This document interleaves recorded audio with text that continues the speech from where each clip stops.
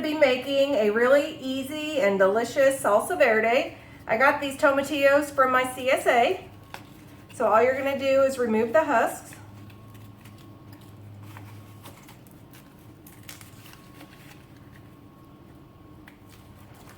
This is about 1.5 pounds of tomatillos.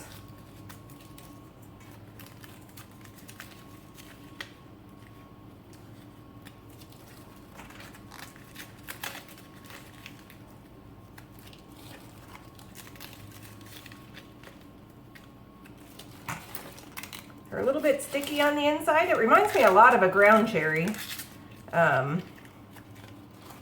Or a golden berry or whatever, where they're in this little husk and then there's a little sticky on the inside, but it's really easy to get them out here.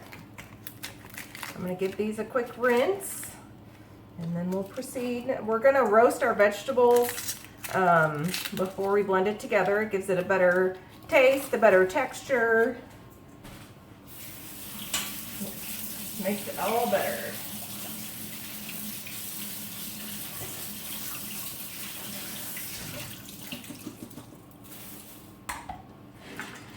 All right, I've got a greased cookie sheet here. We're gonna roast the vegetables on. This is a giant jalapeno. You can use 2 smaller ones if that's what you have, or you can just use 1 if you want to keep it mild.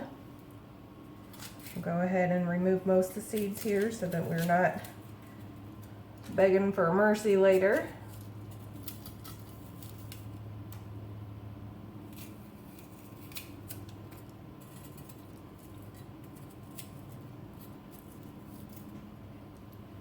Just gonna go ahead and cut the top off.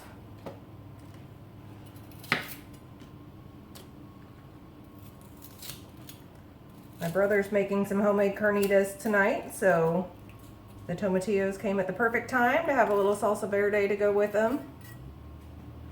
All right, so I'll just stick these on the pan. Got an onion here. It's a pretty big one, so I'm just gonna use half. The best thing about salsas is you can really customize them to your taste, so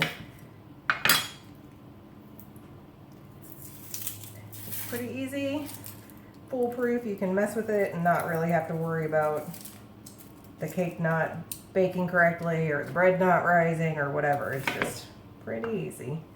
So you don't have to make these very small. We're gonna put it all in the food processor later. I just want to make sure that it all has a chance to roast a little bit and get a little color on it. So I'm gonna cut this about into quarters and then spread that out. In the meantime, our tomatillos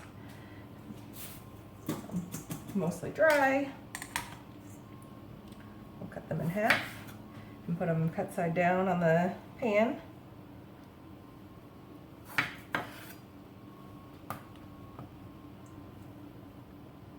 This is a very similar way to how I make my traditional red salsa. I like to roast the vegetables first. It just adds that little extra something, a little bit of smokiness and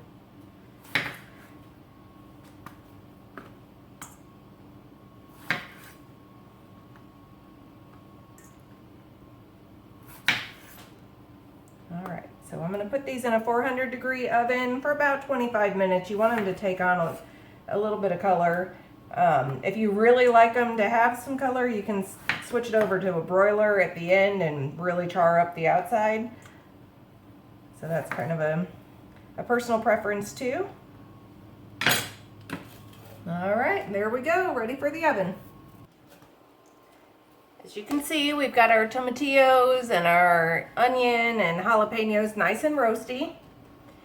In the food processor, I've got 2 teaspoons of lime juice and about 1/2 bunch of cilantro stems in all.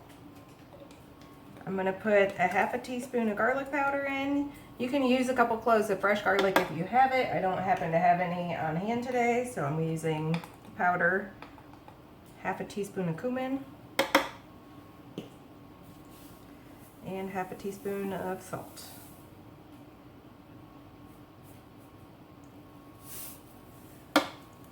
Okay. Now we're going to take all of our veggies here and get them in here.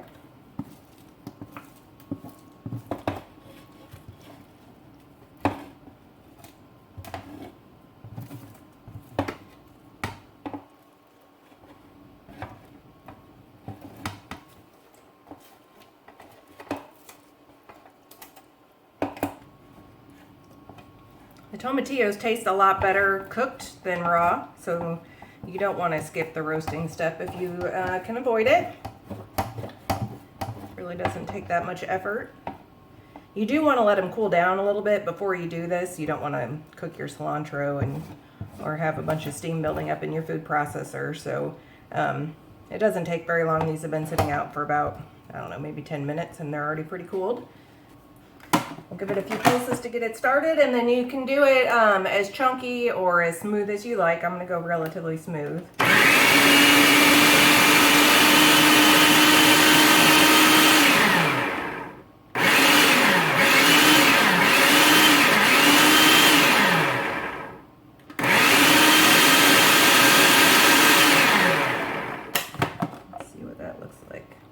Oh yeah, it looks pretty good.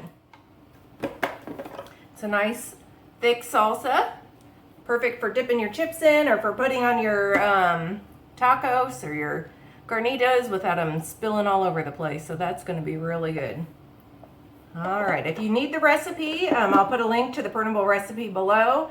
Also check out my roasted red salsa. It's really good. It helps use up some tomatoes. We've got a ton coming in right now, so I'm going to make a batch of that as well. So I hope you enjoy this salsa, and we'll see you next time. Thanks. Bye.